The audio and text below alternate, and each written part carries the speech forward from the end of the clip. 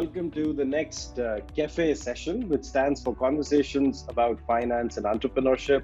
My name is Ashish Bharadwaj. I'm the Dean of the Jindal School of Banking and Finance at OP Jindal Global University, which has been conferred with an institution of eminent status by the Government of India last year. It's my proud privilege to introduce our speaker for the day, Ms. Shifali Jain. She's Senior Vice President and Group Head Government Coverage at Axis Bank. Shifali has been a very serious banker for several years, and she has worked in pretty much all domains of the banking industry, including wholesale banking, government banking, and several very senior leadership positions in the banking industry. Thank you very much for accepting the invitation, Ms. Jain. It's a pleasure to welcome you. Thanks, Ashish. It's a great privilege to be part of this initiative of yours. And when we talked, I was really excited because I also have a daughter who's similar age. And I think it is important that the generation today understands from the market what is happening. The dynamics of markets is changing, and it is changing at a much rapid pace. So, it is very important when we integrate education with the industry, because education today in isolation will not do good for the students and for the industry itself.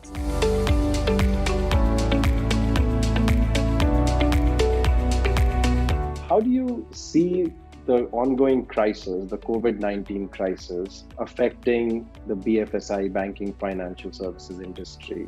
Banking has been largely a conservative industry. We are too much into documents, etc.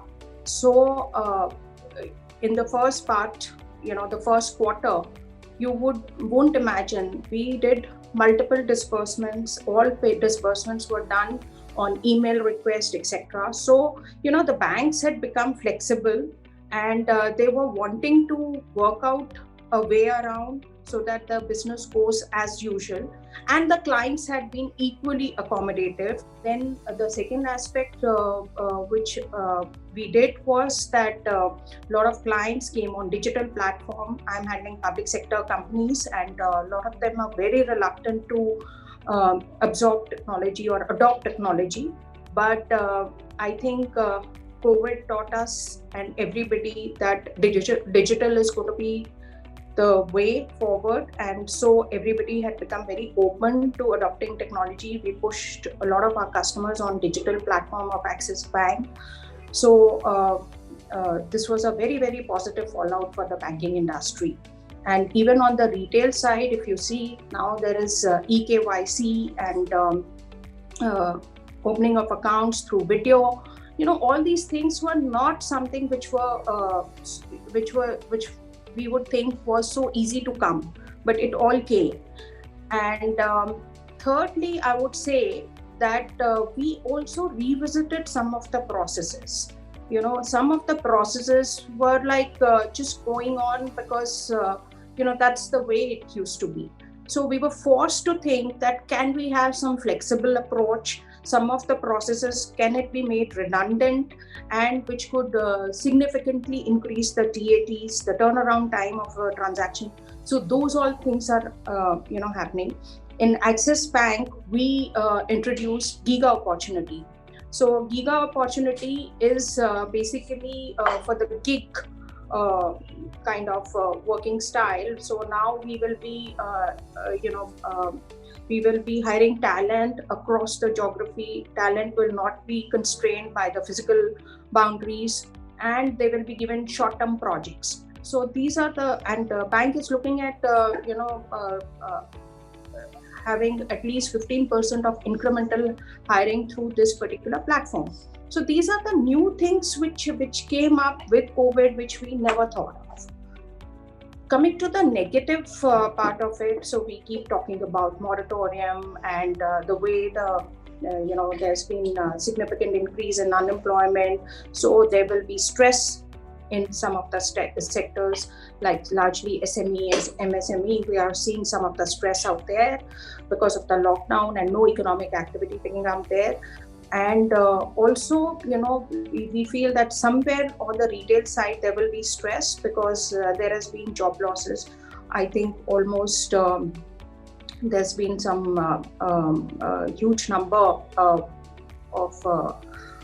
job loss, which a lot of economic reports have been throwing. So, I mean, this will definitely affect the EMIs, etc. So, this will bring stress. Plus, as of now, the impact is yet to be discovered. But once it comes through, banks are already making huge provisions in their books, and which we saw in Q1. There was most of the banks had made huge provisions, and some of the banks even reported losses. But Q2, when we actually started figuring out the impact of moratorium, so they kind of got a little hang on the provisions. So the provisioning has gone down slightly, and it has impacted. Obviously, there's been an uptick in the business also. So Q2 profitability of the banks across the banks was pretty good. But yes, COVID will impact the profitability of the bank in times to come.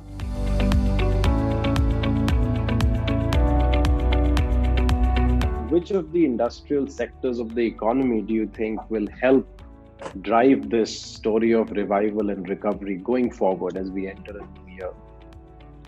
So, see, banking does not run in isolation. A lot of, I would say it is a barometer of performance of the economy, and government is doing enough and more work to push up the manufacturing sector. So the Atmanirbhar Bharat, which was giving up impetus to the manufacturing sector, plus the government has come out with the production-linked incentive scheme for some 10 sectors. Bank is focusing on all these sectors. When it comes to MSME, bank is looking at ECLGS 2 scheme, which is kind of a credit guarantee spot coming from the government for the MSME sector. So bank is moving in the directions where the government policies are favorable. Manufacturing has to be the way forward for revival of the economy, and obviously the sectors which largely remain unimpacted even during COVID, which is agriculture. I handle fertilizer companies where other business was going down. This was one sector which was booming, and so agriculture will continue to give support to the and obviously with the new bills coming in, our bank is looking at agriculture in a big way. And then coming to the service sector, it is obviously IT, OTT platform on entertainment, and we are getting a lot of proposals for credit in this area. So logistics, warehouse, these are the budding areas, and pharma. We are looking at working out some business model around vaccine, how the vaccine production, both from the production, logistics, storage, all this will help the economy. It will also help the banks to have more focused kind of credit being given to few of the sectors. And definitely financial services, NBFCs, I can't forget. So NBFCs is another big, because they're going to play a vital role both on retail lending and partially on the tier 2, tier 3 kind of cities. We understand that the government is trying to provide a boost not just to the banking industry, but also perhaps open up newer avenues for the non-banking corporations. But a lot of concerns have also been articulated by economists. So what are your views? So I think even in the past, RBI had attempted to give corporate licenses, but there were no takers. This time again, they've come out with the policy on it. The draft guidelines are out, and they are seeking, opinion on that. The concerns continue to remain the same: diversion of funds, which today, the connected lending, diversion of funds, lending to the promoter companies. So, how well the government is going to make a distinction between the economic interest and the control, the control and the operation. So if they are able to, kind of work out some legislation around promoters being completely out of the bank operations, bank being run by a professional board, it is doable. So it has to be, well thought out policy, and definitely the financial banking sector is starved of capital. So if corporates come, they will bring in capital, they will bring in probably new products. What kind of or what sort of ring fencing or precautionary mechanisms can be deployed, assuming that the licenses are going to go through and they'll be taken up? As I said, that the one is on the governance piece that has to be essentially there. There has to be target for underpenetrated areas, and when it comes to the existing banks, how they're going to handle the competition. There would be competition for talent. There will be competition for customers. So the existing banks also need to gear up, because we don't want another telecom sector in the making, and if it happens, then it's going to be really bad for the economy, because even today, whatever you may say, Indian banking industry is seen to be performing much better than our counterpart in China. So I think and I would say banks in India today, especially in the private space and the MNC space, I've seen, and some of the large PSU banks like SBI, they have been gearing up for competition. They've been introducing a lot of new technology-led products, and I think it's heartening to see that what the banking was a few years back, it is no longer the same.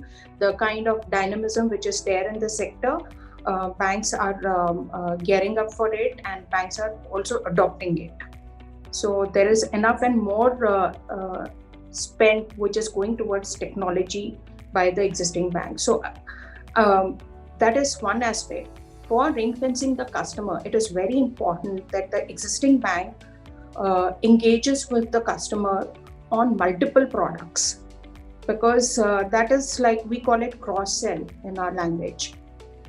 Because if the customer is engaged with you on multiple products, it becomes very difficult for them to adopt or go to a new bank, or unless until the new bank is offering something substantially different. So the cross-sell actually, I would say, increases the exit barrier for a customer.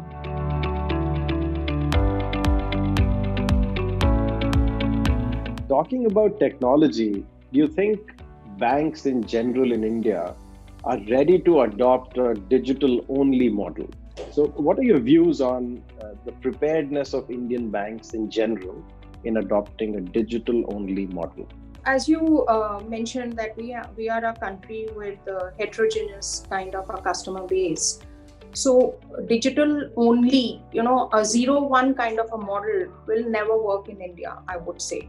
Maybe for the Gen X, Y, Z, whatever you call, or the millennial, you can look at that kind of a model. But we still have old people from old school of thought. It becomes very difficult to onboard them on technology. More than the bank, I would say it is also about government gearing up for only digital kind of environment. Because you would have read that with the digital, kind of digital transactions which we are currently handling, there are also increase in the number of frauds. And if you God forbid, if you get stuck with some such fraud, it is a daunting challenge for not only the banks to handle those frauds, but also the customer, because the people who we actually go and report these frauds are the old system. So we've also made the recommendation to the government as Axis Bank that there has to be a central nodal agency which should take care of these cyber frauds, and it should be a central agency, should not get warped by the state laws, and then obviously identification of such fraud. So from the regulatory point of view and from the government point of view, it is a strong recommendation. When we are moving in a direction of digital transactions, there should be a central agency to take care of handling of such cyber frauds. So because it's a very big pain area for the customers as well as the bank, because huge financial losses are an implication for such frauds. So that is one aspect which we feel. And coming to banks and investment by the banks for the technology infrastructure, it is expensive. Government also have to take into cognizance that they've been pushing the banks to go for zero MDR when we talk about UPI. So, any business model cannot be viable unless until somebody is paying for it. People will lose, or the banks or any institution would lose interest in upgrading if there's not enough remuneration around it, because you can't be cross-subsidizing.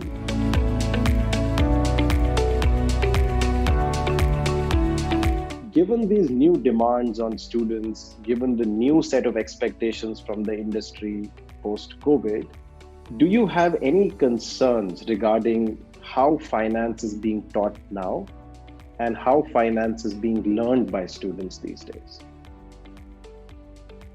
See, I would say the way we are looking at things in the bank, concepts are very important. No doubt about it, But what is very important is the application of those concepts. If we don't know how to apply those concepts, we will not be able to succeed in our careers. Banking industry definitely has a skill gap, and if we are able to align our courses with more of a work around it, or the kind of real-time cases which are being dealt by the banks, it will really help the newer students who join the industry to cope up with the kind of challenges which the industry throws. What challenges do you foresee that might be faced by the younger generation of finance students who aspire to be successful in the banking industry? See, I think what COVID has taught us is how we quickly adopt to adversity, So, and there are a lot of things which we never anticipated. So the business models have changed and will change. And the swiftness of the business models changing is going to be at a pace. So at a pace which might not be, at a similar pace when things used to go, it used to take its own time to change. But now what we are witnessing is the changes are much rapid. So the business models are changing at a pace which sometimes becomes very difficult to look at doing the credit assessment of those businesses. And there are new kind of business models which are emerging. So we will not have a history behind it. We have to be very futuristic in understanding the business models. And so I would say agility, being futuristic, and also to be adopting or taking on new skills. And they have to understand that learning does not stop. It is an ongoing process, and you will always be on a learning curve. the moment you say that you've reached, the pinnacle, I think that's the end of your career. If you have to grow, you have to constantly upgrade your skills. That is my message to all the students. And they also have to become generalist rather than specialist, as in they should be able to handle multiple sectors. You don't know, today you are working in retail, you might be shifted to wholesale. Because the business models are changing, you might be doing more of large corporates, but the way the business is moving towards small sectors, startups, etc. So you need to be more agile in understanding their business model and the risk associated with those models. And that is only possible if you kind of keep yourself abreast about each of the sectors around it. Agility is the new stability, is what I would say for the students if they want a stable career. With the benefit of hindsight that you have, with the decisions you made when you did economics and then MBA, then joined the industry, what do you think is the right way to go for someone who wants to join the banking industry?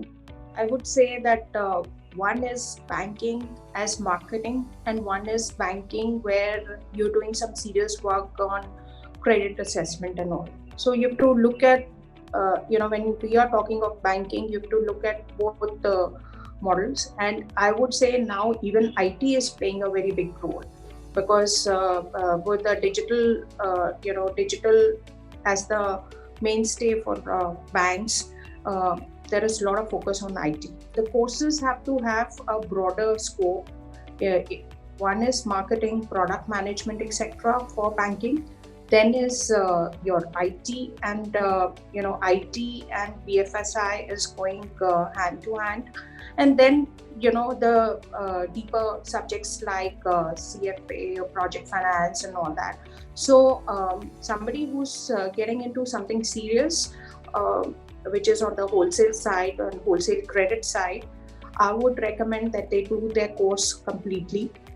But people who are going more on the marketing or the IT side of the bag, on the job training or having some experience before getting into mainstream banking, that will be very, very useful.